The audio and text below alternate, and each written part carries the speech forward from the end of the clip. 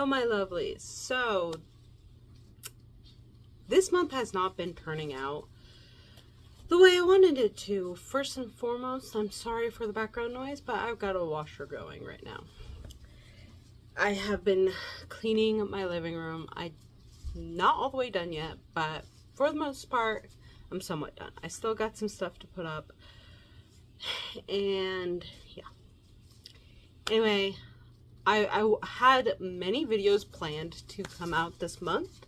I've had this video here planned to go out the first week of April, but as you guys can tell, that did not happen.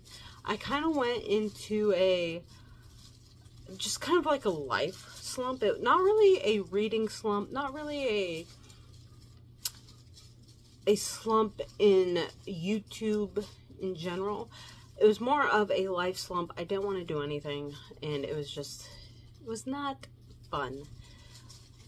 And it's more laziness. Like, no, I didn't have like a depression episode or anything. As far as I know, I don't suffer from depression.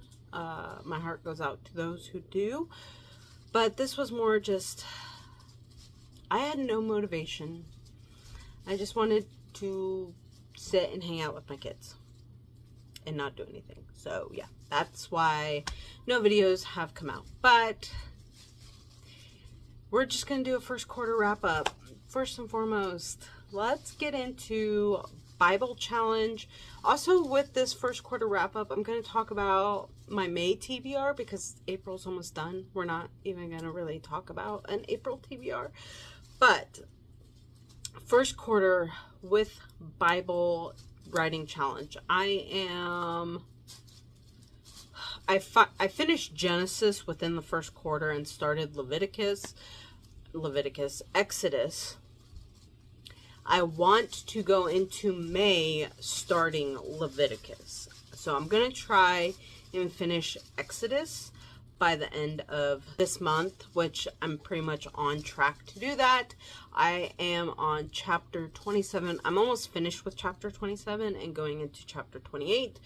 I have a good feeling that I can finish Exodus for this month. Let's do nonfiction challenge next. So I did read 3 books for first quarter. The first book I talked about in my January wrap up, which was Unwrapping the Names of Jesus. You guys can go check out what I think about that in that video. The second book I read is Fierce Marriage by Ryan and Selena Frederick. I absolutely love this. They are biblically sound, and I mean, just look at those tabs. Those tabs are just...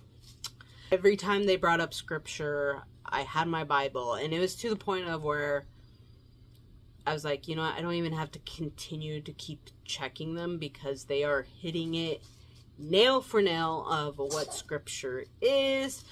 I highly recommend. If anything, I recommend doing this with your partner. The third book that I read for my nonfiction challenge is Toxic Empathy by Allie Beth Stuckey. I really, really liked that. I liked how she presented stuff. I did have to skip chapter 1, which is about abortion. That chapter was triggering me and I just couldn't get in. For the month of April, I am reading this one. The Witness War read The 19th Wife, Who Brought Polygamous Cult Leaders to Justice. It's by Rebecca Musser with M. Bridget Cook. I'm not very far in this. Like, I just started it. Like, that's like how far I've gotten into it. My library cleaned out a lot of their nonfiction, and I got first dibs. One of the perks of being a librarian. And this was one of the books that I grabbed because I really wanted to read into this. So if you guys don't know what this woman right here was married to Roy. Was that her first husband? Rulon Jeffs, who was a prophet for the FDLS. If you don't know what the FDLS is, it is the Fundamentalist Church of Jesus Christ of Latter-day Saints. So this, I wouldn't call it Mormonism. It kind of stems from Mormonism, but this cult took a way darker turn. Like, if you guys have never looked it up, fair warning. So far, her life is breaking my heart because of how she grew up. And I'll talk more about that in an April wrap-up, because I plan on having an April wrap-up. But yes, that's what I'm currently reading for the nonfiction challenge. And my husband, for May, chose Living on the Devil's Doorstep, From Cabal to Amsterdam by Floyd McClung. This is another one that my library was taking out of circulation, and I snapped it up, and it's really short. That is the wrap up for nonfiction. Now let's go into my United States challenge. I have read other books that did not count for this challenge, but I'm not really going to talk about those in this wrap up, just because this video is taking me long enough to get out, and I really don't want to have to rehash a ton of books. But there are some books that I will talk about. But this is the map currently. This is what I finished in the first quarter. The red is just straight Christian fiction. Pink is contemporary romance. Blue is historical romance. And Kentucky is technically both a Christian romance and a historical romance, but I didn't do the split. I didn't think about splitting it until I already did Kentucky. Same with South Carolina. The orange is romantic suspense. So let's get into the first state, which alphabetically, not what I finished, which would be Hawaii. So I don't have my review written out yet, but the book that I read for this was Love Finds You in Sunset Beach, Hawaii, by Robin Jones Gunn. I absolutely love Robin Jones Gunn. This was my first actual romance that I read by her. Mostly when I read her books, they're about like sisters in Christ, and just the beautiful friendship that comes from that. Love Finds You in Sunset Beach follows Sierra and Jordan. Sierra and Jordan both they're at crossroads in their life right now, and Jordan is a photographer, and he is photographing for a surf competition, hence the ocean and the surfboard. Sierra has been doing mission work in Brazil, but she doesn't know if she is to move back to the States or continue on doing mission work and basically being like a Mary Poppins to a family. Has a friend who suggests that they go to Hawaii, and she takes a break. That's where she meets Jordan, and they have kind of like a run-in situation. Like, this is a God thing. They keep running into each other, and thus forth comes them wondering if this relationship is in the future or if it is just a wish they want. The next state is Kansas. I did the background of Kansas, a Kansan sunset. I absolutely love my state's sunset. I bet you guys didn't know Wichita has their own flag, and trust me, if you ever visit Wichita, you will see this flag everywhere. They have Wichita Pride. But this was Roots of Wood and Stone by Amanda Wen, who not only set it in Wichita, but lives in Wichita. For those of you who don't know, I live near Wichita. Every 2 weeks, I'm going to Wichita. So, Roots of Wood and Stone surprised me. Little did I know this was Amanda's debut novel. Absolutely beautifully done. This is kind of a split timeline. It's just done a little differently. So our main girl, Sloan, she works at the Wichita-Sedgwick County Museum, but I think in the book, She calls it just the Sedgwick County Museum. And Garrett, our main guy, comes in, he drops off a satchel, and in that satchel is a diary or a journal.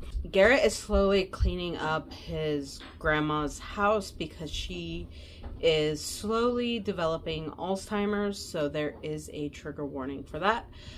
And while they're cleaning out her house, they're finding more of these journals, and they follow Annabelle.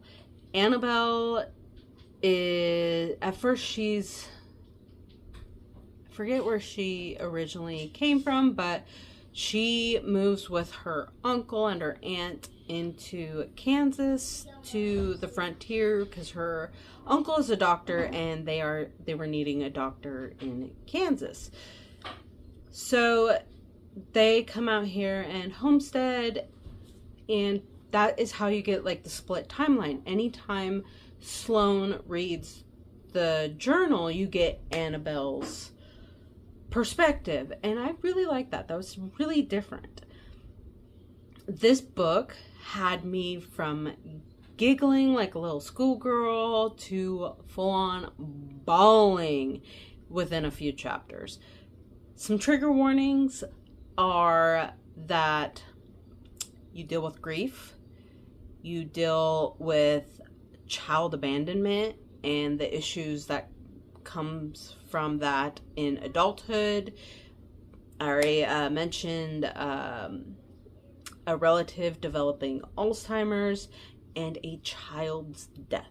But the child's death is not on page. You just get the aftermath of it.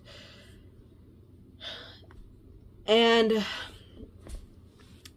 to go even a step further with the child death, it does involve a stillborn. So if anyone, I know that's a spoiler alert, but if anyone has that trigger, I'd rather you guys be spoiled and know that that book is not for you, or that you do want to try it, but you guys know ahead of time that it is going to happen. The next state that was knocked off was Kentucky.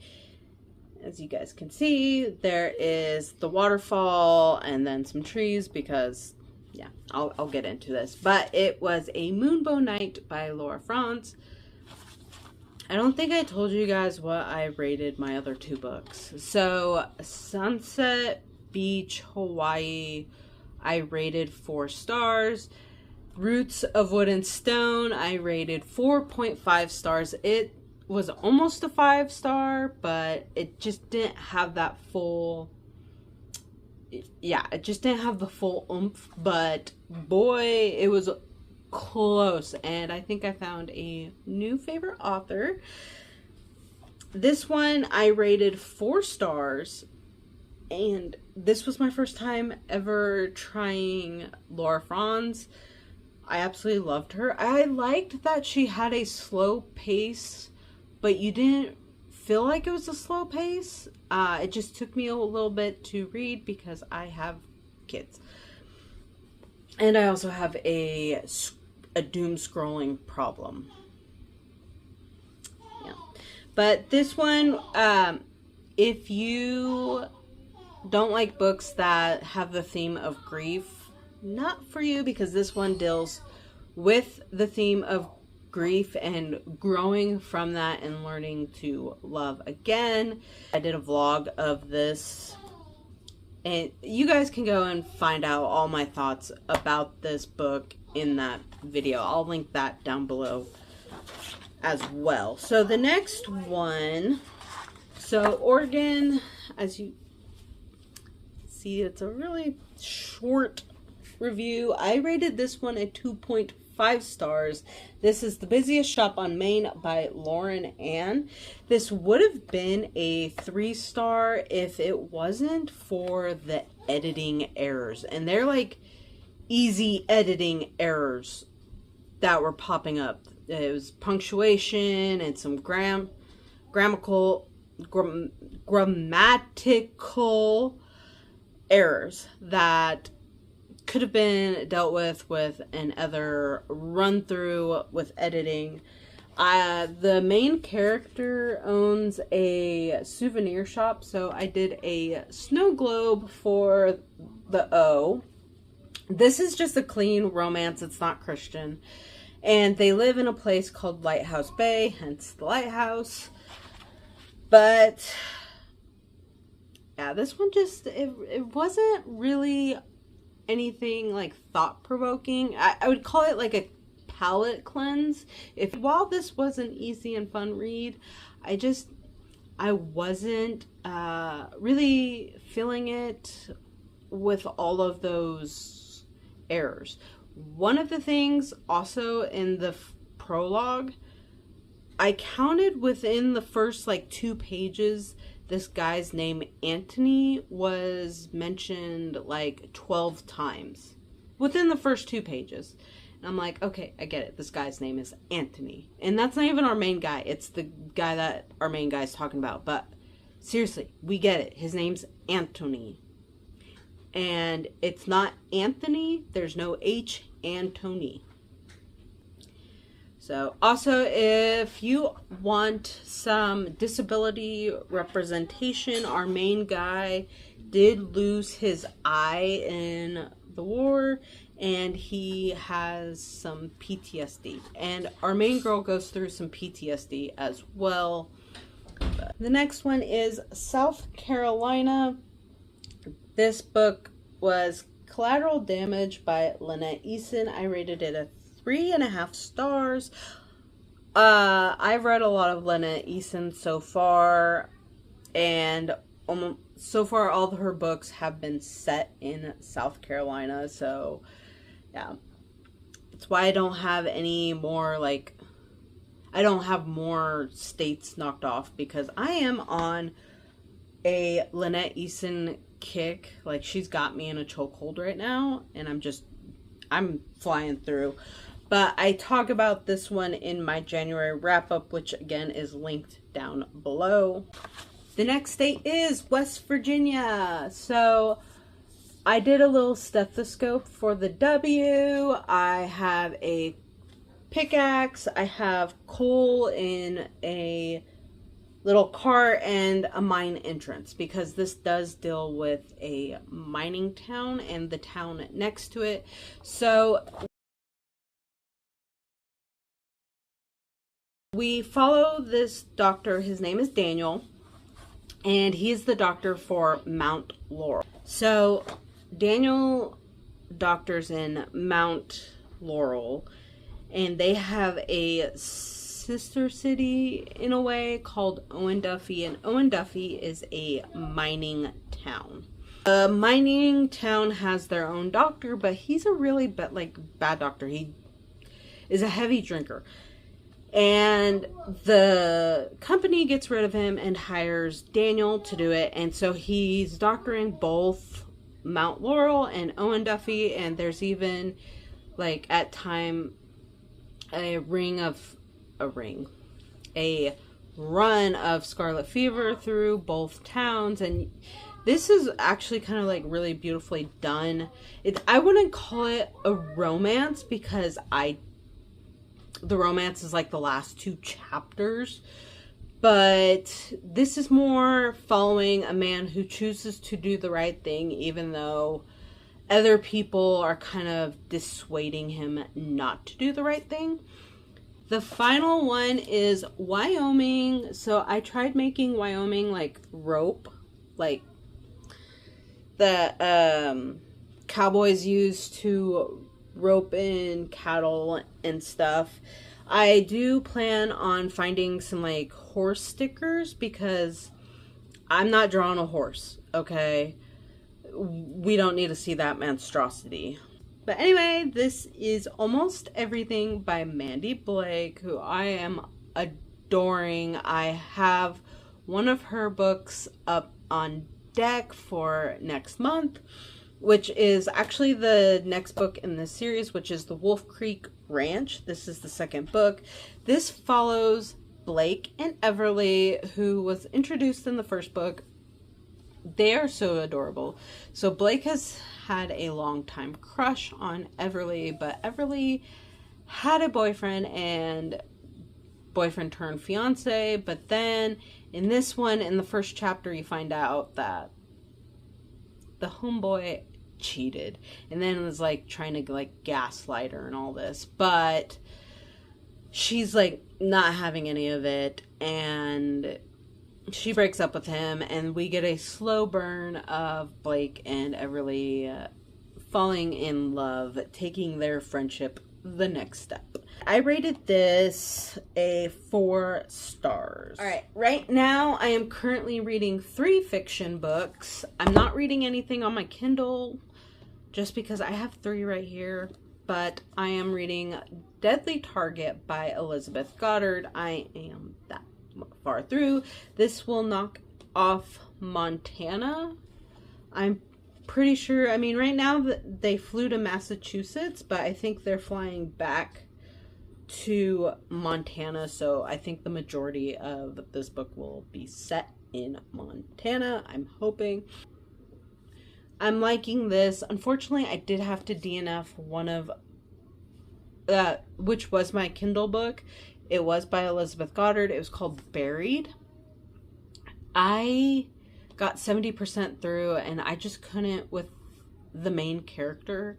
She was annoying. She was like repeating the same thing over and over again, and I just don't like that. And I want to see some kind of growth from that character by 70%, and I just didn't feel like I was getting that. So, and the mystery itself wasn't tugging me enough to want to continue, so I just DNF'd, and I'll find another book for Alaska, but I am loving Deadly Target, which I didn't realize was the second book in a series.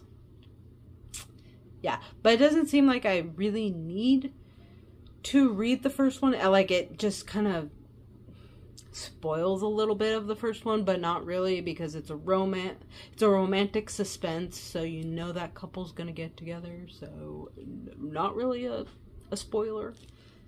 The next one is the Valis in the Attic by Jan Fields. This is a Annie's Attic mystery. So this series follows Annie, who moved to Stony Point, Maine, and lives in a house called Gray Gables, and she's constantly finding like mysterious stuff in her attic, I guess. Not fully sure. This is the 12th book in the series, and I didn't see that we had the first one until I already started reading this one, and the first one is in the adult fiction section, while this one is in the Christian section. So why we have it that way, I don't know, but we do. And yes, so Annie is part of this Hook and Needle Club. It's a cozy mystery, to sum it up. The other book is Without Warning by Lynette Eason. This is the second book in Elite Guardians. I did read the first book, and we have the first book in our rotation books at our library, and then I ordered this one through ILL, which is Interloan Library. And so I am currently reading it. I'm on chapter 4. It is a large print because that was the only like copy I could find. But yeah, I'm in a Lynette Eason chokehold. What can I say? Now on to this. So, really, I just have one Kindle book planned, and that is the third book in Wolf Creek Ranch, but I can't think of what the name is. I know it follows Ridge, who is Everly's brother. It follows him. It's the only Kindle book that I really have planned for May. Goblet of Fire. I'm slowly reading through this, but I took a break and I plan on jumping back into this. I am calling in one of my 5 stars and seeing if it's really truly deserved. And y'all, when I'm about to say this author's name, you're gonna be like, what? If you've watched my channel, because I absolutely adore this author.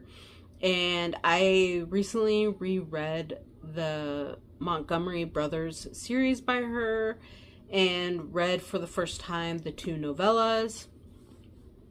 But Redemption by T. Bell. This is the first book in Rising from the Ashes series.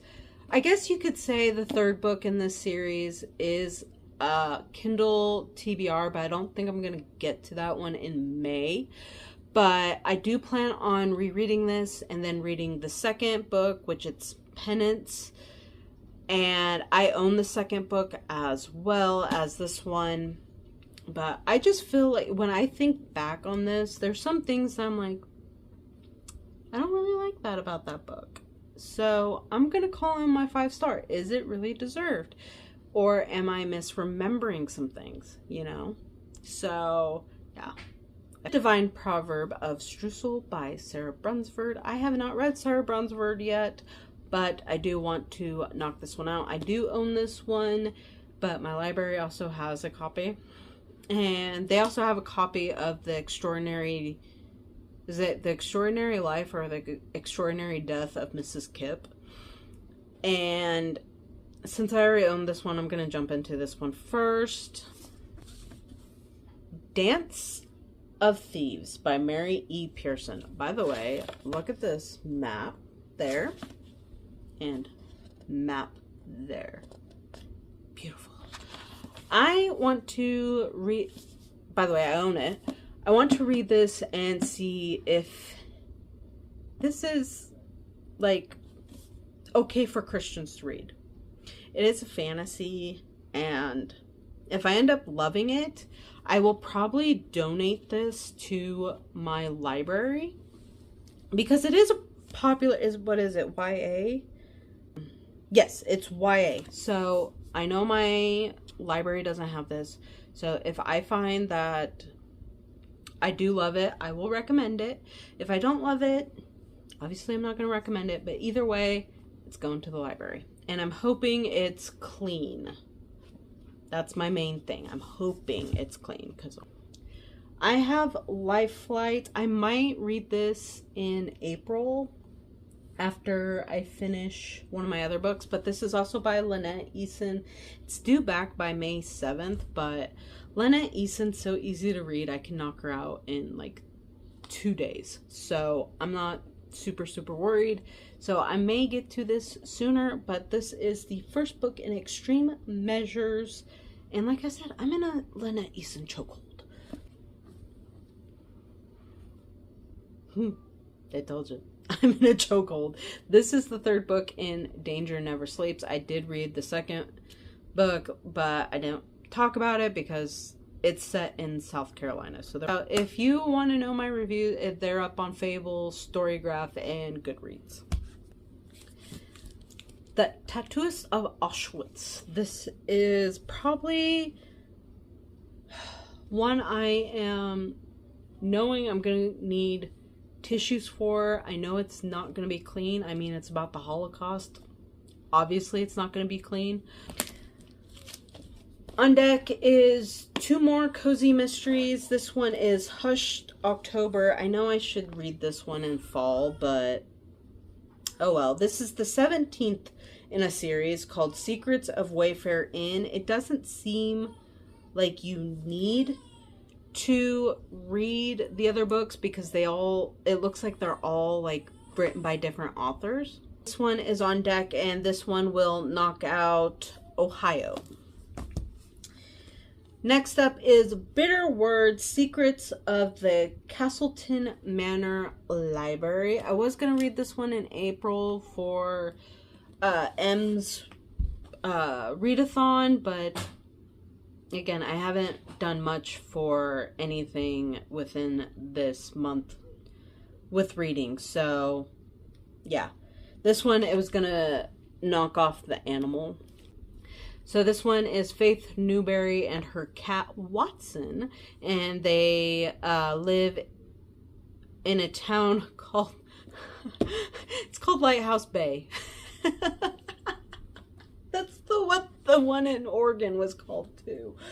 But this one will not knock out Massachusetts. So, look at how tiny the author's name is. I don't even think it's focusing. Focus. But look at how tiny that is. I had to look on the side to figure out who the author was. And then I finally found it on the front. That is tiny.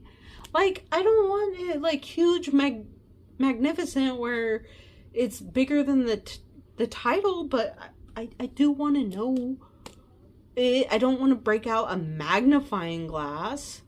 I mean, I already have trouble seeing, hence the glasses. Thank you guys so much for watching my wrap up, my current reads, and my TBR. I did kind of have a little bit of a rant for you guys, but I think I'm gonna save that for a future video. I will see you guys in the next one. Bye.